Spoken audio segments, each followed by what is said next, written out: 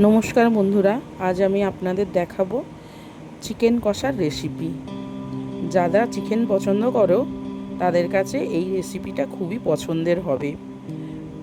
আজ আমি দেখাবো ঘরোয়া কিছু উপকরণ দিয়ে খুবই সহজে কিভাবে চিকেন কষা বানানো যায়। এইভাবে বানালে চিকেনের স্বাদ এবং দেখতে চিকেনটা খুবই ভালো হবে। চলো তাহলে দেখা যাক। প্রথমে চিকেনটাকে খুব ভালোভাবে ধুয়ে নিয়ে খুব ভালো করে জল ঝরিয়ে নিতে হবে। চিকেনে একটুও জল থাকলে হবে না, খুব ভালোভাবে জলটা ঝরিয়ে নিতে হবে। তারপর এই চিকেনের মধ্যে 1 চামচ আদা বাটা আর 1 চামচ রসুন বাটা দিতে হবে। চিকেনটা ভালোভাবে জল ঝরিয়ে নিলে তাহলে ম্যারিনেশনটা খুব ভালো হয়। আচ্ছা, কিছুটা নুন দিয়ে দিলাম। তারপর এর মধ্যে দেব কিছুটা হলুদ। তারপর এর মধ্যে দেব কিছুটা কাশ্মীরি লঙ্কার গুঁড়ো। চিকেন যত ভালো করে ম্যারিনেশন করবে চিকেনের টেস্ট কিন্তু তত ভালো হবে। আচ্ছা, এরপর এর মধ্যে আমি 1/2 চামচের মতো গোলমরিচ গুঁড়ো দেব।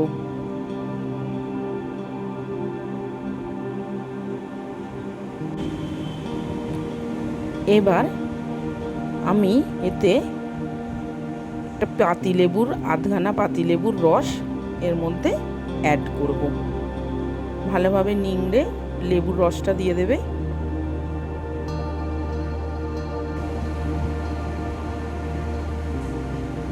এবার আমি বেশ কিছুটা এখানে সর্ষের তেল দেব।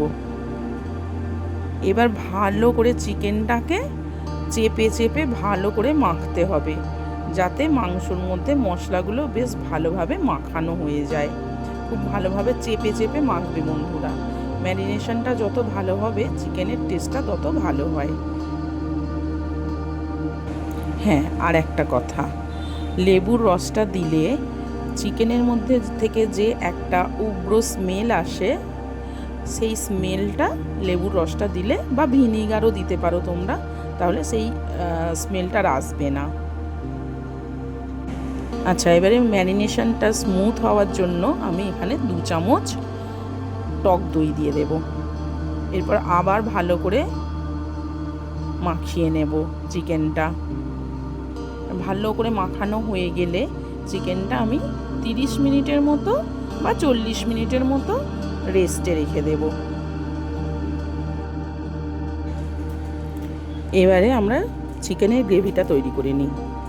কড়াটা গরম হয়ে গেলে এর মধ্যে বেশ কিছুটা তেল দিয়ে দেব। এখানে আমি সর্ষের তেল দিয়েছি, আপনারা চাইলে অন্য কোনো তেলও ব্যবহার করতে পারেন। এবার তেলটা ভালো করে গরম হয়ে গেলে এতে আমি কিছু ফোড়ন দেব। একটা তেজপাতা, 2টো শুকনো লঙ্কা, গোটা গরম মশলা, এলাচ, দারচিনি আর লবঙ্গ, 1/2 চামচের মতো গোটা জিরে এতে তেলে দিয়ে দিলাম। এবার এটা কিছুক্ষণ নেড়ে নেব। এই ফোড়নটা আমি 1 মিনিটের মতো নেড়ে নেব। পর আমি কেটে রাখা পেঁয়াজগুলো এখানে দিয়ে দেব। এখানে আমি 600 গ্রাম মাংসের জন্য 200 গ্রামের মতো পেঁয়াজ নিয়েছি। পেঁয়াজগুলো আমি খুব ছোট ছোট করে কেটে নিয়েছি। আপনারা চাইলে লম্বা লম্বা মতোও কাটতে পারেন।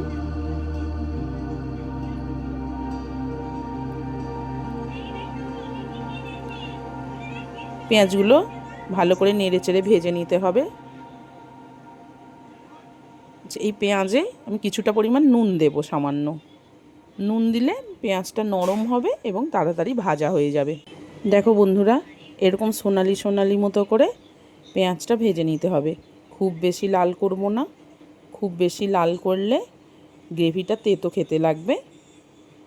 তাই এরকম সোনালি সোনালি মতো করে ভেজে নেব। এইবারে পেঁয়াজটা ভালো করে ভাজা হয়ে গেলে এর মধ্যে 1 চামচ আদা বাটা, 1 চামচ রসুন বাটা দিয়ে দেব। এবার এটাকে ভালো করে নেড়ে নেব যাতে এর কাঁচা স্মেলটা চলে যায়। এরপর এতে আমি দেব 1 চামচ কাশ্মীরি লঙ্কার গুঁড়ো, 1 চামচ হলুদ গুঁড়ো,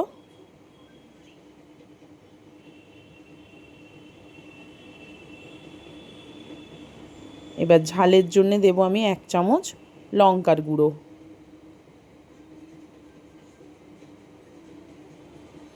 এবারে আমি দেব 1 চামচ ধনে গুঁড়ো আর 1 চামচ জিরে গুঁড়ো। এবারে মশলাটা খুব ভালোভাবে কষিয়ে নিতে হবে, 2 মিনিটের মতো কষাতে হবে। আর হ্যাঁ বন্ধুরা, মশলাটা কষানোর সময় অবশ্যই গ্যাসের ফ্লেমটা লো রাখবেন। লো ফ্লেমে মশলাটা কষালে খুব ভালোভাবে কষানো যাবে, নয়তো এখানে সবই তো গুঁড়ো মশলা আছে, পুড়ে যাবে। মশলা থেকে ভালোভাবে তেল ছেড়ে দিয়েছে। তেল ছেড়ে দেওয়ার পর আমি এখানে একটা টমেটো পেস্ট দিয়ে দিলাম। ভালোভাবে তেল ছাড়ার পর টমেটো পেস্টটা দিতে হবে। তার আগে যদি টমেটো পেস্ট বা জল অ্যাড করেন তাহলে কিন্তু চিকেন কষার কালারটা খুব একটা ভালো আসবে না। টমেটো দেওয়ার পরও সেমভাবেই ভালোভাবে টমেটোটা কষিয়ে নিতে হবে যতক্ষণ পর্যন্ত না তেল ছেড়ে দিচ্ছে। দেখুন বন্ধুরা, ভালোভাবে তেল ছেড়ে দিয়েছে। এরপর ম্যারিনেট করা চিকেনটা এতে আমি দিয়ে দেবো। এটা আমি 30 মিনিটের মতো ম্যারিনেট করে রেখে দিয়েছিলাম। এবার চিকেনটা ভালোভাবে নাড়তে হবে। এতে কিন্তু আমি কোনো জল অ্যাড করিনি। চিকেন থেকে যে জল বের হয় সেই জলেতেই এটা সুসিদ্ধ হয়ে যাবে। এটাকে ঢাকা দিয়ে দিয়ে ভালোভাবে 20 মিনিটের মতো কুক করতে হবে, তাহলেই এই চিকেনটা ভালোভাবে সুসিদ্ধ হয়ে যাবে। ভালোভাবে নাড়তে হবে। এতে আমি কিছুটা পরিমাণ লবণ দেব। ম্যারিনেশন করার সময় আমি কিছুটা লবণ দিয়েছিলাম, সেই জন্য সামান্য পরিমাণ লবণ দিলাম। আর এর মধ্যে 2টো কাঁচা লঙ্কা দিলাম। কাঁচা লঙ্কা দিলে কাঁচা লঙ্কার একটা সুন্দর স্মেল অ্যাড হবে এর মধ্যে। এবার ভালো করে চিকেনটাকে কষিয়ে নিতে হবে। ভালোভাবে চিকেনটাকে নেড়ে চেড়ে ঢাকা দিয়ে দিতে হবে। ঢাকা দিয়ে 10 মিনিটের মতো কুক করতে হবে। অবশ্যই লো ফ্লেমে করবেন। 10 মিনিট পরে ঢাকা খুলে আবার ভালো করে নেড়ে নিতে হবে।